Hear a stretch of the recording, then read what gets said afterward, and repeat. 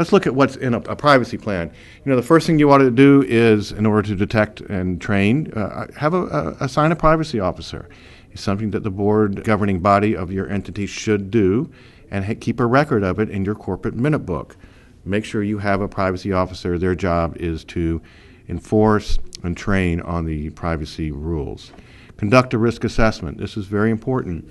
Failure to conduct your risk assessment at the beginning of the adoption of your plan means that your plan is deficient. All this means is you need to go around, basically with a flashlight if necessary, and find all the holes where the data might leak out or where there's some problems. Do people take their data home at night? Then you need some methodology to have a check-in and check-out policy. Find out where your data is going and how to address policies to track and monitor the type of data leak. Establish policies and procedures. Again, we'll look at your particular situation and adopt policies and procedures that are appropriate.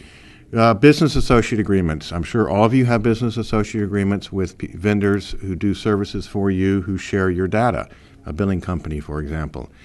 After 2013, certain new language needed to be in those business associate agreements.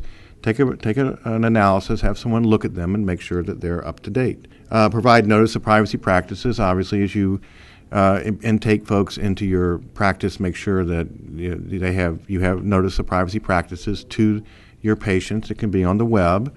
That's okay. If you update it, you don't need to reprint it. You just need to update on your website.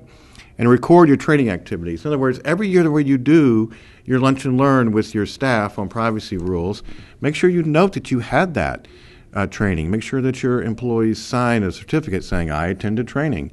The training can be web-based or it could be in person, but we need to have a record that training was actually done.